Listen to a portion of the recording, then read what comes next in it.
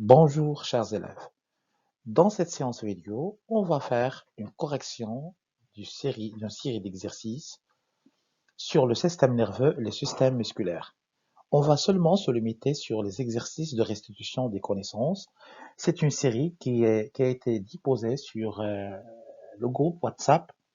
Et maintenant, on va réaliser la correction de cette série, de la première partie de cette série. Commençons par le premier exercice. Donc, ici, l'exercice, la question demande de cocher la réponse exacte de ces affirmations. Voilà, la première proposition, c'est les neurones du cerveau se trouvent dans la substance blanche, la substance grise, les deux substances blanches et grises. Pour répondre à cette question, il faut bien comprendre la structure de base ou bien l'unité structurelle fonctionnelle de tissu nerveux. C'est ce qu'on appelle la cellule nerveuse ou bien le neurone. Chaque neurone est formé généralement de trois parties. La première partie, c'est ce qu'on appelle le corps cellulaire.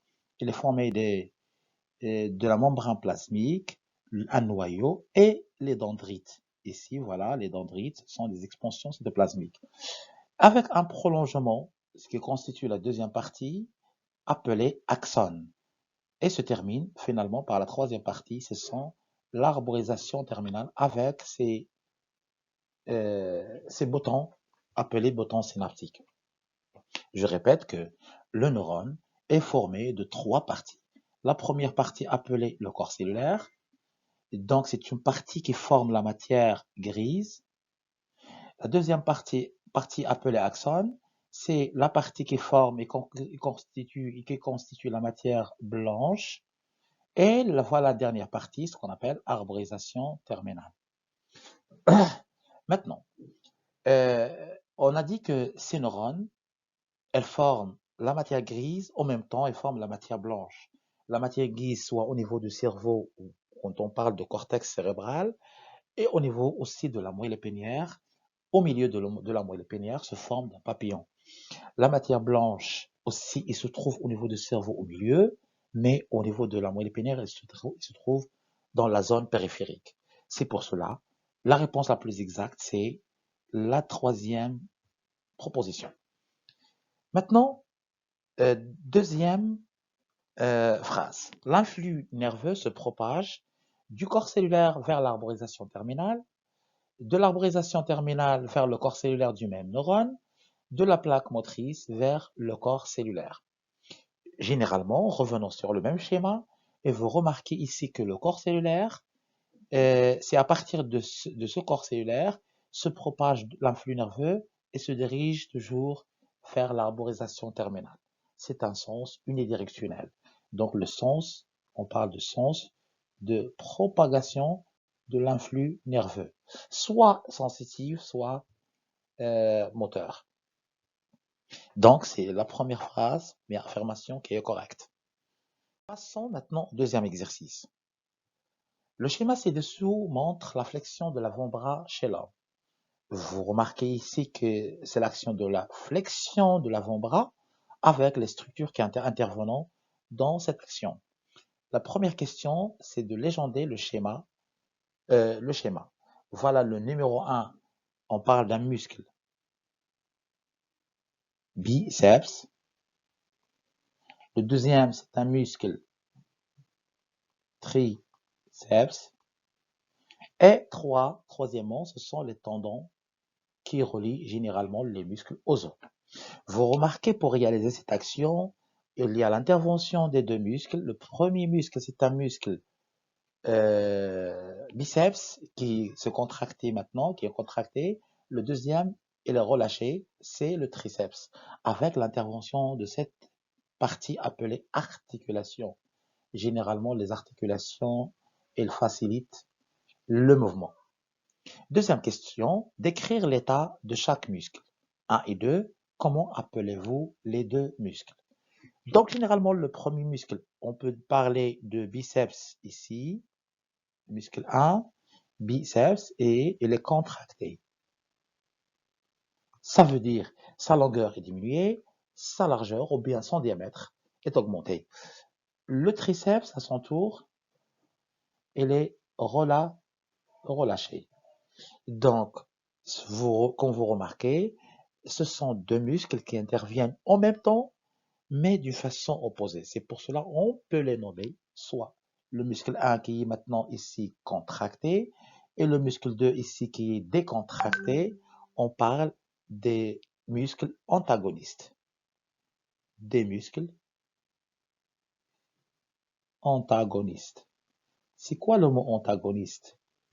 Ça veut dire qu'il se fonctionne d'une façon synchrone, mais aussi d'une façon opposée. Voilà. Troisième question. Quelle est la propriété du muscle mise en évidence par cette action?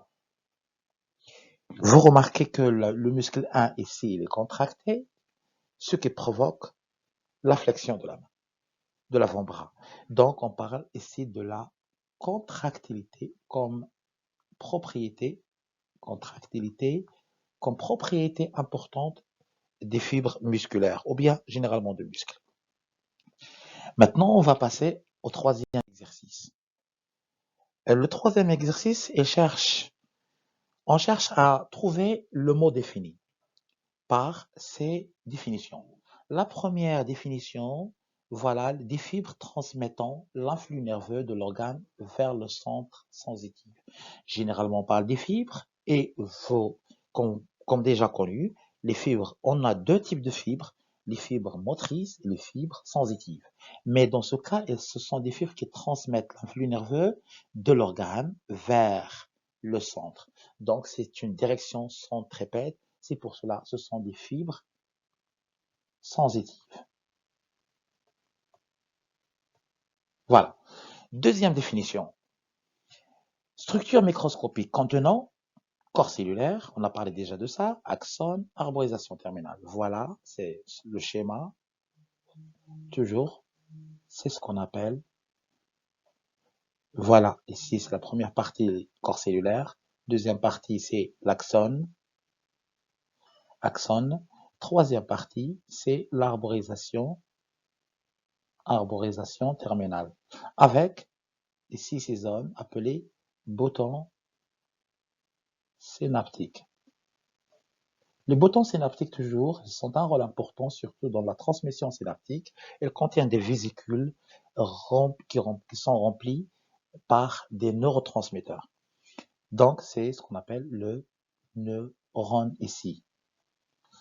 Troisième définition, capacité du muscle de retrouver sa taille initiale après l'étirement. C'est généralement, dans ce cas, on parle d'une propriété importante pour le muscle parce que quand par exemple, on, on, on provoque une force ici sur le muscle, on remarque que le muscle s'étire, mais quand on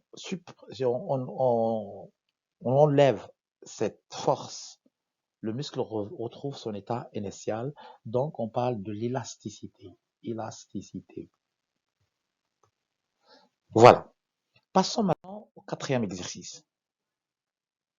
Complétez le tableau ci-dessous. Donc, dans ce tableau, vous avez des types de l'activité nerveuse. On a trois types, sensibilité consciente, mouvement volontaire, réflexe médulaire. Et on cherche à chaque type de définir le centre nerveux et le sens de l'influx nerveux et l'exemple de l'activité. Commençons par le premier cas. C'est le cas de la sensibilité consciente. Le centre nerveux ici, toujours, c'est le cerveau. Plus précisément, on parle des aires sensitives. Les aires sensitives se trouvent sur le cortex cérébral. Elles ont un rôle de traiter et d'analyser l'influx nerveux sensitif après avoir reçu cet influx CTNS. 2. Maintenant, on dit toujours que le sens de l'influx nerveux se propage à partir des récepteurs ou bien des organes récepteurs ou bien organes sensitifs vers les aires, généralement les aires sensitives. C'est une voie afférente ou bien centripète. Deuxième cas. Exemple ici de mouvement 3, c'est un exemple. On peut citer voir des images, par exemple, ou bien sentir des odeurs. Il y a beaucoup d'exemples de la sensibilité consciente. Deuxième cas, c'est le cas de mouvement volontaire. Donc le numéro 4, c'est l'aire, généralement l'aire motrice, parce que l'aire motrice, c'est le lieu de génération ou bien d'élaboration de l'INM. 5, maintenant 5, le sens, c'est de cerveau, généralement, de centre nerveux, soit cerveau, soit la moelle épinière, vers l'organe, bien les organes effecteurs. Ce sont généralement, dans notre cas, ce sont les muscles squelettiques. L'exemple ici, c'est prendre un stylo, écrire une lettre, écrire un message sur ton téléphone. Donc, il y a beaucoup d'exemples de mouvements volontaires. Troisième cas, c'est le cas du réflexe médulaire. Donc, le centre nerveux, c'est la moelle épinière. La moelle épinière. Voilà le sens, déjà, il est clair sur le tableau. L'exemple, par exemple, quand on a soulevé, l'exemple soulevé dans le cours, l'exemple de l'élève Hanan qui a retiré sa main euh, après avoir reçu sur sa peau l'influx nerveux sensitif de la chaleur qui provient du couvercle.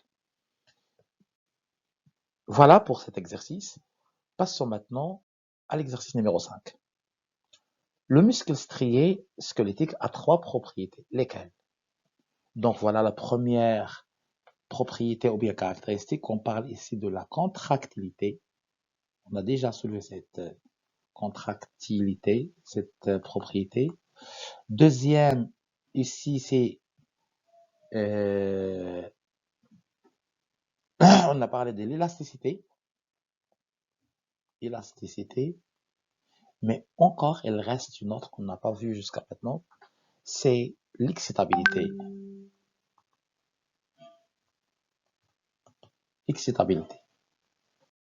Voilà, le dernier exercice numéro 6. Écrire vrai devant chaque proposition, juste et faux devant la proposition ou bien les propositions fausses. Voilà les 4 propositions. La section de la moelle épinière au niveau du cou entraîne une paralysie générale. Voilà, comme vous savez déjà, la paralysie, c'est que on ne peut pas avoir des mouvements, surtout des mouvements volontaires. La paralysie générale, on ne peut pas bouger ni les pieds, les membres inférieurs, ni les membres supérieurs, les mains.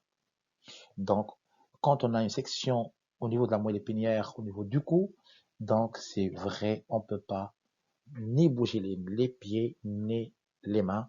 On parle d'une paralysie générale. B. L'influx nerveux-moteur est né dans l'aire sensitive et part vers l'effecteur moteur. Donc voilà l'influx nerveux-moteur. Ici,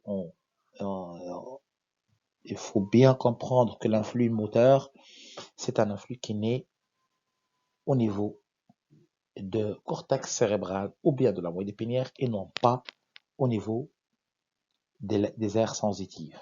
Donc c'est pour cela il est faux. Les corps cellulaires ne se trouvent que dans la matière grise de la moelle épinière. Aussi, c'est une affirmation qui est fausse parce qu'on peut trouver aussi les corps cellulaires dans le cortex cérébral. Dernière affirmation, l'aire motrice reçoit l'influx nerveux moteur. L'aire motrice reçoit l'influx nerveux moteur. C'est une affirmation qui est fausse parce que généralement, il ne reçoit pas, mais il élabore ou bien il génère cet influx nerveux moteur. C'est fausse. Voilà, merci pour votre attention. On est arrivé à la fin de cette partie et jusqu'à la deuxième vidéo, Inch'Allah.